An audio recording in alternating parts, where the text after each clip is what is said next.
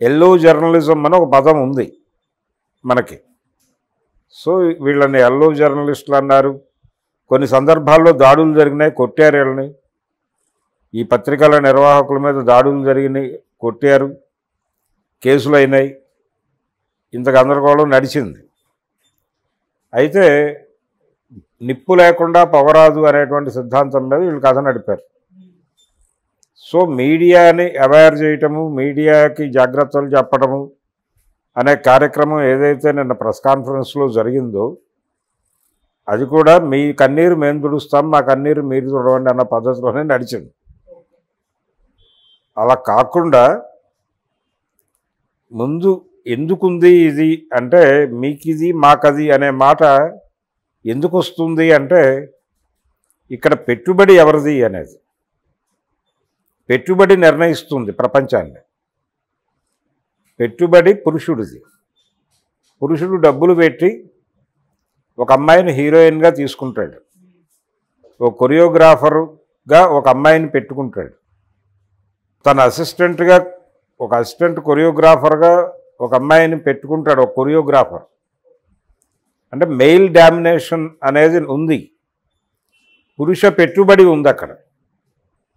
ఈ పురుష పెట్టుబడి హీరో వర్షిప్, హీరో పేరు చెప్పి సినిమాలు నమ్ముకునే కల్చర్, హీరో పేరు మీద డబ్బులు ఇచ్చేటువంటి సంస్కృతి, ఇదంతా కూడా మెయిల్ డామినేషన్కి ఒక ప్రాతిపదిక ఉంది. ఆ ప్రాతిపదిక ఉన్న ప్రపంచం అది అనే విషయాన్ని అంగీకరిస్తే, నాకేంటి అని అడగటం, నీకు అవకాశం ఇవ్వటం ద్వారా నాకేమిటి అని అడిగితే, అబ్బెబ్బే అలా కాదండి, నేను అలా కాదు అంటే కనుక అయితే మీరు మాకు అక్కర్లేదు అనొచ్చు. అనడానికి అవకాశాలు ఎల్లవేళలా ఉంటాయి.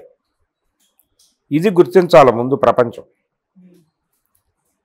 సో అవకాశం ఇచ్చేది మేము అనేది ఒక సెక్షన్. ఒక డైరెక్టరు ఈ క్యారెక్టరు మీకు రావాలంటే మరి నాకేంటి అనొచ్చు. అతను ఇచ్చేవాడు, ఆవిడ పుచ్చుకునే మనిషి అయినప్పుడు ఈ మాట దొర్లితే ఏమిటి పరిస్థితి? ఇలాంటివి దొరలేదు అని ఎవరైనా చెప్పగలరా? అటువంటివి దొరలవు అసలు అని చెప్పే పరిస్థితిలో ఎవరూ లేరు. అన్ని చోట్ల దొరుకుతాయని అనుకోనక్కర్లేదు. 100 మంది డైరెక్టర్లు ఉంటే అందులో 2 నుంచి దొర్లు ఉండొచ్చు. దాన్ని ఇష్యూగానే చూడాలి కదా. ఏ భావజాలంతో వాళ్ళు ఆ మాట అనగలుగుతున్నారంటే, మెయిల్ డామినేటింగ్ సొసైటీ కాబట్టి పురుషాధిక్య భావజాలంతో ఆ మాట అనగలుగుతున్నారు.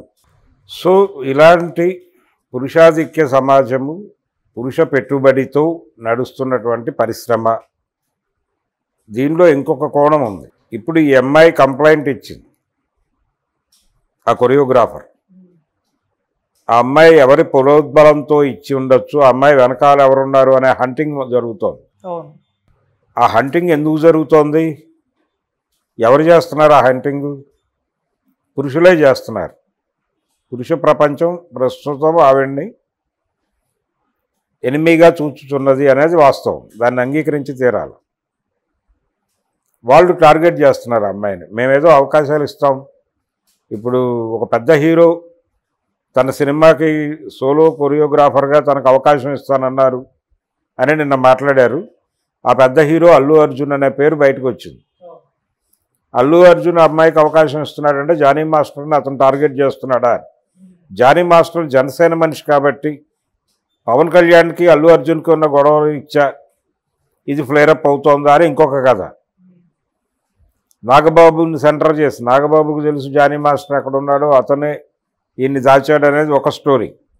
ఇలా 100 కథనాలు సర్క్యులేట్ అవుతున్నాయి ఈ ప్రెస్ మీట్ చుట్టూ. సో ఇవన్నీ ఎవరు ప్రమోట్ చేస్తున్నారు? ఇది కూడా పురుష పెట్టుబడి. పాలిటిక్స్ పట్టుకొచ్చారు దీనిలోకి. తెలుగుదేశం, వైసీపీ, జనసేన అన్ని పార్టీలు జానీ మాస్టర్ ఎపిసోడ్లోకి లాక్కొచ్చారు విజయవంతంగా. సో ఒక గందరగోళం, ఒక కల్చర్ నడుస్తోంది అనేది ముందు అంగీకరించి, మిగిలిన స్పెక్యులేషన్స్ పక్కన పెట్టి, మాకు వచ్చిన కంప్లైంట్లు ఇన్ని, దానిలో ఇవి ఫేకు, ఇవి కాదు, ఇవి ఇలా కాదు అలా కాదు అనేది మానేసి